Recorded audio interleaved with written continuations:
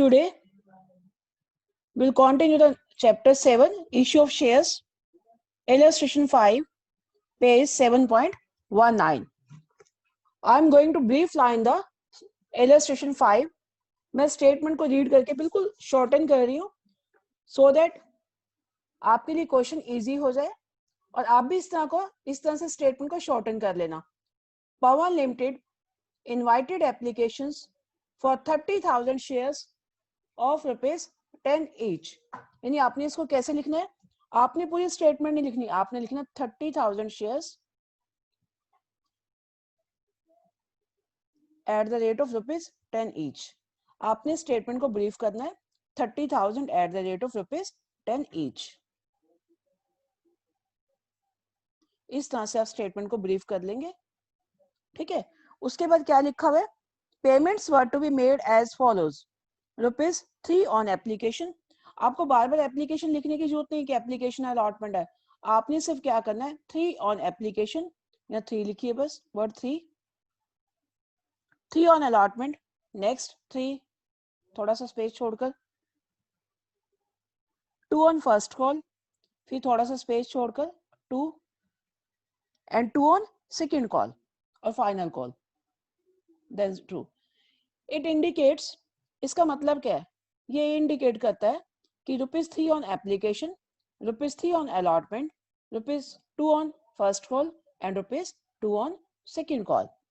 आपने हमेशा ही स्टेटमेंट को इस तरह से शॉर्टन करना है जिसे 30,000 शेयर्स है eight the rate of 10 each, 3 on application, 3 on allotment, थोड़ा थोड़ा गैप डालकर 2 on first call and 2 on second call. इस तरह से आपने स्टेटमेंट को लिखना है. आगे लिखा हुआ है all the shares were applied. ठीक है, सभी की एप्लीकेशन आ गई. बिल्कुल सिंपल, इसको लिखने की जरूरत नहीं है. And you are required to prepare journal entries. अभी सिर्फ आपको इतना क्वेश्चन करना है, रेस्ट ऑफ द पार्ट आपने क्वेश्चन का नहीं करना. You are required to prepare journal entries. अब जर्नल एंट्रीज करनी है तो यानी आपके पास स्टेटमेंट बिल्कुल ब्रीफ में हो चुकी है. क्या स्टेटमेंट है? 30,000 shares at the rate of ₹10 each, 3 on application, 3 on allotment, 2 on first call and 2 on second call. अब हम क्या करेंगे? इसका जर्नल एंट्रीज का फॉर्मेट बनाएंगे. Here is the format and we will pass the journal entries. तो first journal entries, यहाँ पर इस क्वेश्चन में डेट कॉलम नहीं दिया हुआ, डेट नहीं दिया हुआ तो डेट कॉलम ब्लैंक जाएगा आपका. तो फर्स्ट जर्नल एंट्री आएगी आपकी. तो एप्लीकेशन आ गया ₹3. बिल्कुल सिंपल ब्रीफली बताया मैंने, 3322. देखो अगर मैं स्टेटमेंट दोबारा लिखूं तो इस तरह से बनेगी 30,000 शेयर्स. हमें वापस दोबारा पिछले पेज पे जाने की भी नीड नहीं पड़ेगी. तो फर्स्ट सबसे पहले क्या होता है? सबसे पहले प्रीवियस लेक्चर में बताया था कि एप्लीकेशन का पैसा आता है. तो फर्स्ट एंट्री होगी कि bank account debit to equity share application. ये खाली शेयर एप्लीकेशन भी लिख दो, एक ही बात होती है. तो हम जब भी कुछ भी मेंशन ना हो तो उसे मान लेंगे कि इक्विटी शेयर्स ही हैं. बैंक अकाउंट डेबिट, इधर थोड़ा सा स्पेस छोड़कर, to equity share application account. आप इसे चाहे कंप्लीट लिख देना. हाँ जी, कितनी शेयर्स है? 30,000 शेयर्स है और एप्लीकेशन अमाउंट कितनी है? 3.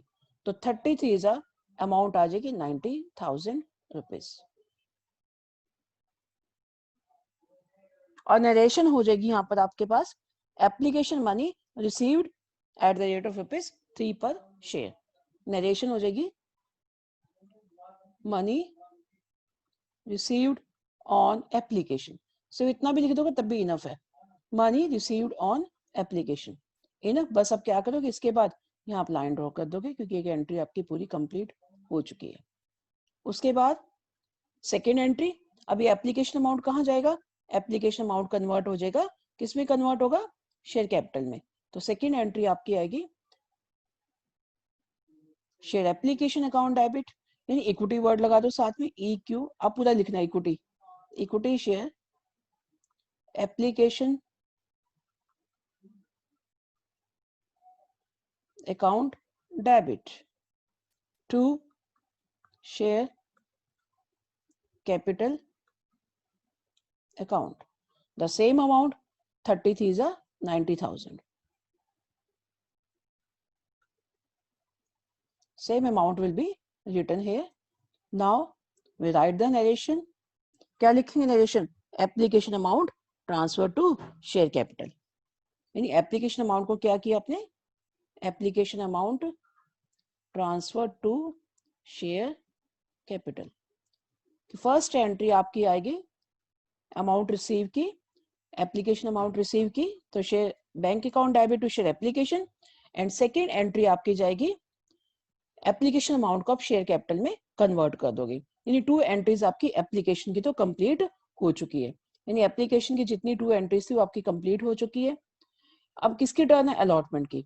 अब अलॉटमेंट में पहले बैंक की एंट्री नहीं आएगी, अलॉटमेंट में पहले ड्यू की एंट्री आएगी। यानी कंपनी क्या करेगी, शेयर होल्डर के पास, यानी जिन्होंने एप्लीकेंट्स है, जिन्होंने एप्लीकेशन दी हुई है, उनके पास एक मैसेज भेजेगी, ये अलॉटमेंट अमाउंट इज ड्यू। यानी कंपनी डिसाइड कर लेती है कि कंपनी उनको शेयर्स अलॉट करने हैं, तो कंपनी एक मैसेज कन्वे करती है। तो लेकिन आपके पास यहाँ कुछ नहीं लिखा हुआ क्वेश्चन में, तो जस्ट फॉर योर नॉलेज में बता रही हूँ। तो आपके पास ₹3 अलॉटमेंट का है, तो पहले अलॉटमेंट अमाउंट ड्यू होती है, बाद में रिसीव होती है। तो अलॉटमेंट अमाउंट ड्यू की एंट्री आएगी equity share allotment account debit to share capital.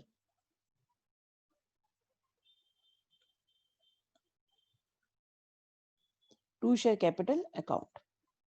इस तरह से आप अलॉटमेंट की ड्यू की एंट्री लिख देंगे।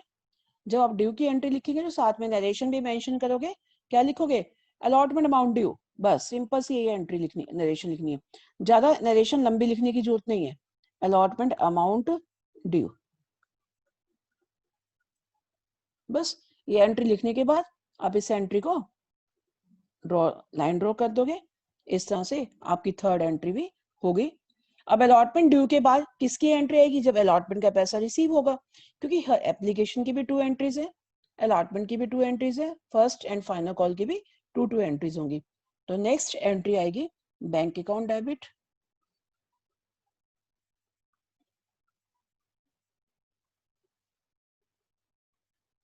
To share allotment account. अब कितना पैसा आ गया अलॉटमेंट का? सारा का सारा ही आ चुका। अच्छा, अमाउंट हमने यहाँ नहीं लिखी। Right the allotment is ₹3, 30 is 90,000 and 90,000। Here also सारा का सारा पैसा आ चुका है, इसमें लिखा हुआ सारा का सारा फुल अमाउंट इज रिसीव्ड, तो 90,000। बस अब हम क्या करेंगे, इसको यहाँ पर फिर वही नरेशन लिख देंगे। नरेशन क्या होगी? Allotment amount received. नरेशन क्या होगी? Allotment amount received. तो राइट हियर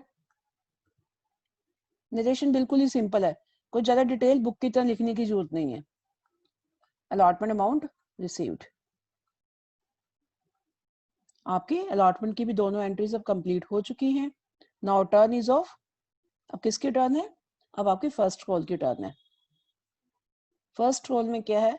₹2 है, तो उसमें भी क्या करना है? पहले ड्यू की एंट्री करनी है हमेशा। तो share first call account debit, due की एंट्री आपकी ऐसी ही होगी, share first call account debit to share capital account.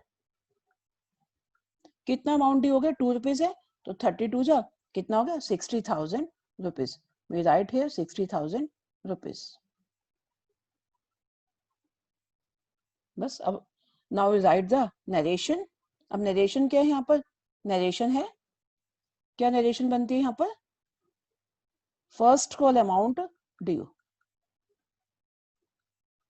कुछ डिटेल लिखने की ज्यादा जरूरत नहीं है, बार बार मैं बोल रही हूँ, हमेशा amount due and amount received, बस ये लिखना आपने। तो आप यहाँ लाइन ड्रॉ कर दोगे। फर्स्ट कॉल की भी एक एंट्री आपकी हो चुकी है। अब क्या है कि अलॉटमेंट ड्यू तो हो चुकी है, अब क्या होगा? रिसीव की। तो नेक्स्ट एंट्री आएगी bank account debit to share first call account. Same amount 32 जा 60,000, ये आपका रिसीव हो चुका है, तो we write here 60,000। Write the narration. first call amount received.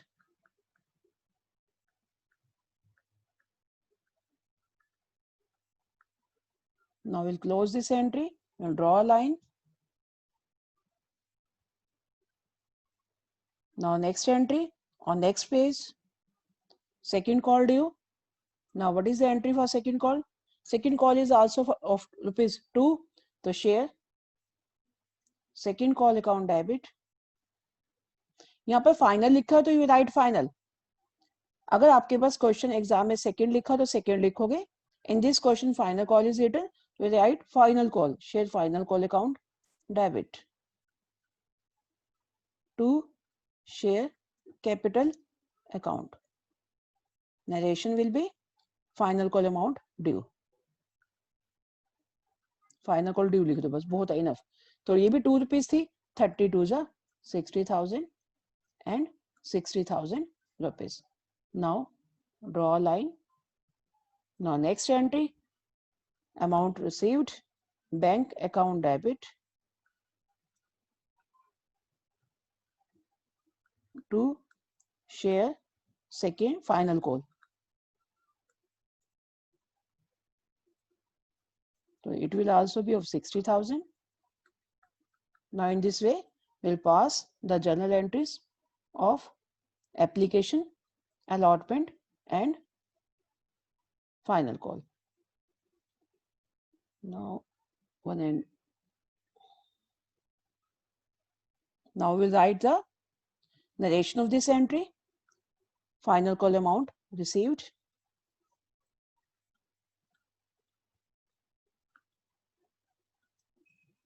Okay.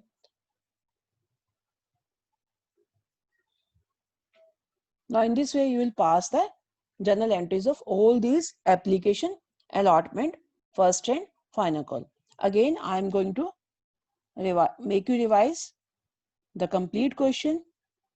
Here is the statement. Company issued 30,000 shares of ₹10 each, 3, 3, 2, 2. 3 on application, 3 on allotment, 2 on first call and 2 on second call. Now second page, we have passed the journal entries. First entry will be of bank, receipt of application amount. The entry will be bank account debit to equity share application account. 33 is a 90,000 rupees because 30,000 shares and at the rate of ₹3 per share on application. The amount will be 90,000. Now this application amount will be transferred to share capital. Then second entry will be equity share application account debit to equity share capital. ये सारी entries आपको learn करनी पड़ेंगी. Now second is of allotment. Allotment में क्या होगा? First due की entry होगी. ये due means equity share allotment account debit to equity share capital पहले लिखेंगे और फिर रिसीव की होगी bank account debit to equity share allotment लिखेंगे. यानी एप्लीकेशन में पहले बैंक टू शेयर एप्लीकेशन आता है, फिर share application to share capital आता है. बट अलॉटमेंट में बाकी सभी में पहले ड्यू की एंट्री आएगी, बाद में रिसीव की. Equity share allotment to equity share capital, bank account debit to equity share allotment. Likewise first call भी ₹2 है, उसमें भी सेम होगा, पहले due then bank. Share first call account debit to share capital and bank account debit to share first call. Now next page, final call. Due की entry पहले लिखोगे, share final call account debit to share capital. It is 60,000, 30 multiplied 2 and bank account debit to share final call. In this way, we will pass the journal entries of